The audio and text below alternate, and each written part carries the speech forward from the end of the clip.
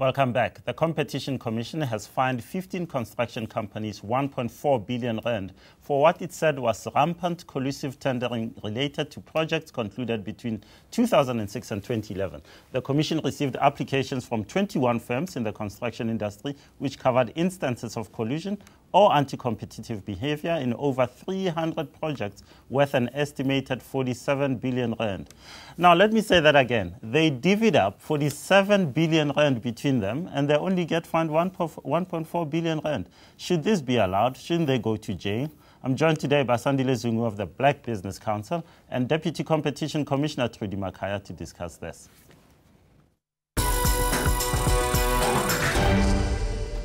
Guys, thanks for coming to the show. Trudi, let me start with you. What did they actually do to warrant this fine of 1.4 billion rand? It's basically collusion, and in this instance, bid rigging. So if you're a client and you issue out a tender, you're expecting that people are going to compete for that tender. But what's actually happening in the background is that they decide that, company A will get this client or this tender, company B will get this project. So in a sense, in all of the projects that you see, you don't have head-to-head competition between the firms. They've already allocated. Obviously, that also not only does it limit competition, but ensures that prices can be inflated, that certain margins can be targeted. Did they inflate prices in this instance? That would be the desired effect when they go into these arrangements. In some instances, they explicitly said, we're aiming to earn a certain margin on this project, therefore let's not compete. In other instances, they don't explicitly aim for a margin, but you can see clearly by not competing, the prices would be higher than if they'd been competing amongst themselves. Sandile Zungu, I mean, if I'm sitting here, it looks to me like racketeering. It's theft, it's fraud, isn't it? Well, it is theft. If you look at the emergence of the mafia in New York, construction was very central to the rise of the mafia. And it looks to me that in South Africa as well, unless the construction industry is watched very carefully, such nefarious behavior is bound to take root here. I think another important factor is that there were black organizations who participated in consortia. You remember the building of stadia, the Gautrain required broad-based consortia. Black organizations participated in good faith, and they were even asked in certain instances to have skin in the game, to put money and to spend time attending meetings, only to find that they were duped into believing that these were legitimate activities. These things were cut. What does the law prescribe, Trudi? When you found what you have found, what you described to us, which sounds extraordinary, that people who say that they are honorable business people who do such a thing. What can you do? What are you doing? What will you be doing? So it starts with how we found this out. So we found this out by a settlement process. If we hadn't gone this route, we could be sitting here today talking about we discovered a cartel in road construction in Mount Frere, and that would be it. So for the industry to come up voluntarily to disclose information without a lot of investigative resources being put into it by the authorities. I'm sorry, you sound like you're making excuses for them before you even tell me what you're going to do about it. No. I'm explaining how we get to the settlement, because I'm trying to distinguish a settlement between your regular investigation. Yeah. So in a settlement, you also agree on terms in terms of the penalty. And the Act states out, various factors that you can look into when you're imposing a penalty or recommending a penalty in this instance. And it would be the severity of the crime. It would be whether the company is a repeat offender or not. It would be whether they cooperated with the investigation or not. Cooperation partly being about giving information. And so from all of that, we came up with a schema to say, if a company had so many contraventions, they would fall into this range. If they had fewer contraventions, they would fall into this range. We applied the percentages. We also assessed the level of cooperation. Those who gave us more difficulty were not reliable witnesses throughout the process would have got higher penalties or higher percentages than those who were better cooperators. And then we came up to a total figure. The Act caps it at 10% of turnover.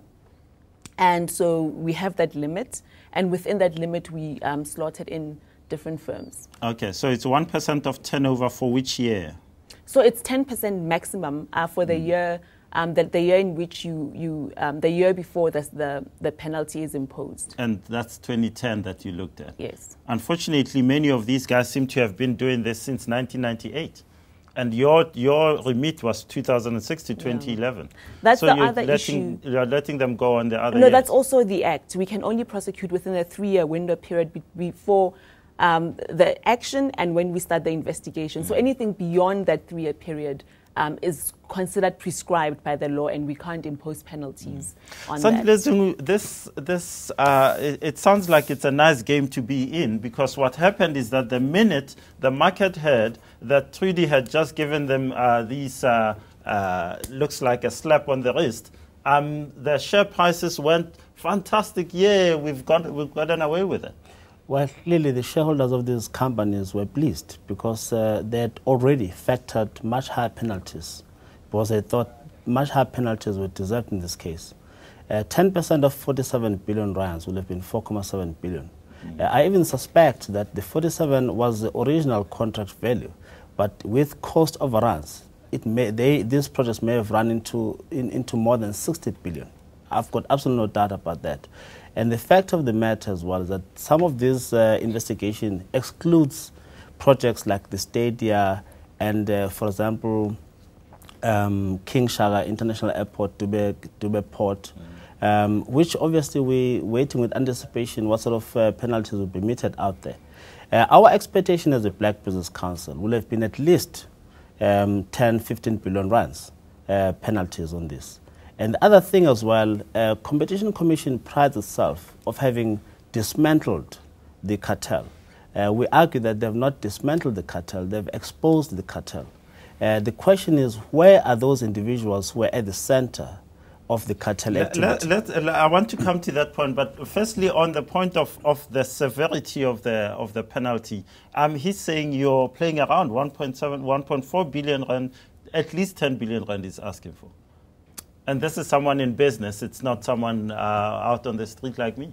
We hear that. I mean, we had to make some decisions about what is reasonable for each and every firm that we're dealing with. We're still going to have hearings at the tribunal where some of this can be interrogated and discussed, and we can fully explain our rationale for the path that we've taken. Of course, the shareholders should not be happy in the sense that, yes, we've uncovered this cartel.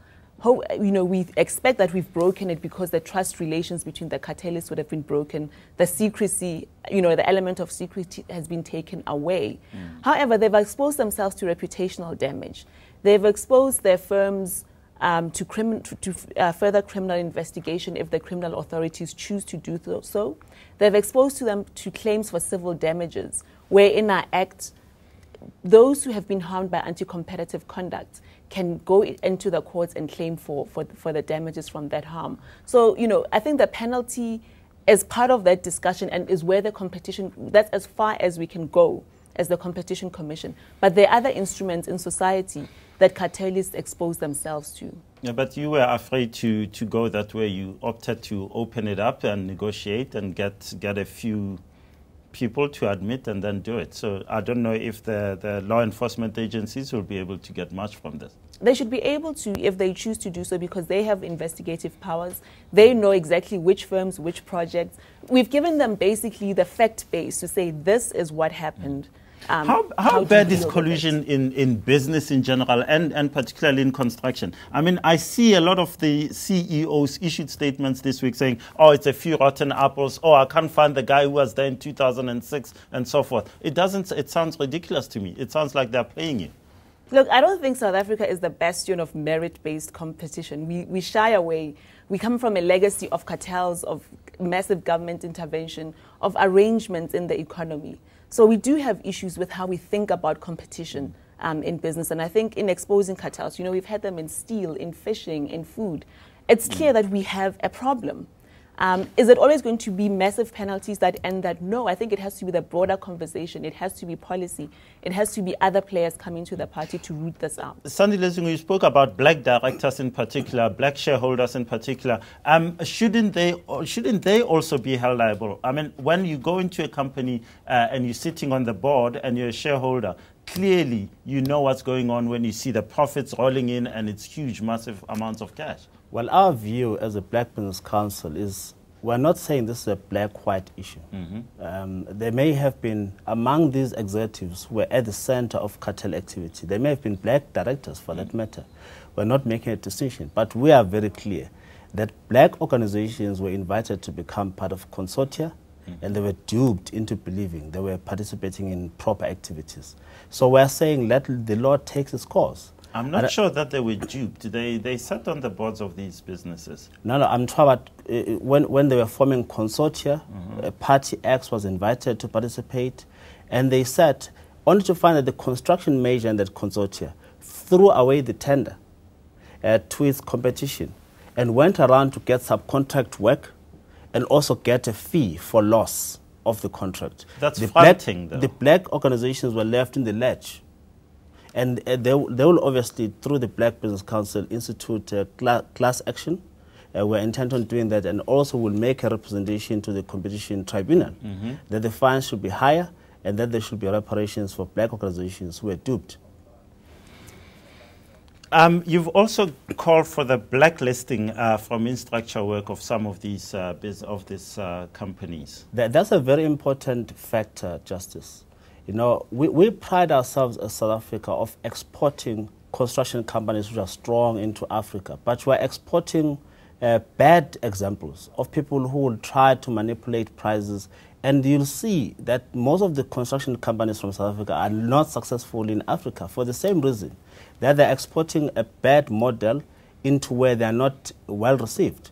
So what we are saying here, even here in South Africa, that these companies must be blacklisted by Treasury, and the Construction Industry Development Board must take corrective action. Just quickly, we've run out of time, but I want that collapse the industry. I mean, from what you're saying, the extent of this collusion, it's the whole construct, or virtually the whole construct.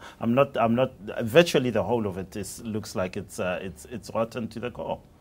Well, there's got to be corrective action. We cannot exonerate bad behavior just because the industry is too big.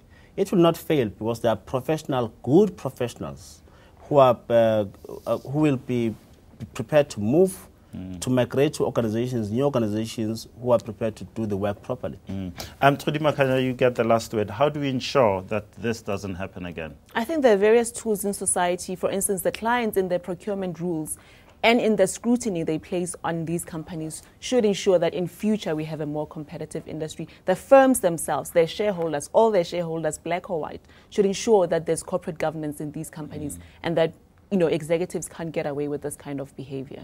Trudi, Makhaya, Sandile Zungu, thanks so much for your time. Pleasure. After the break, our winner and loser of the week.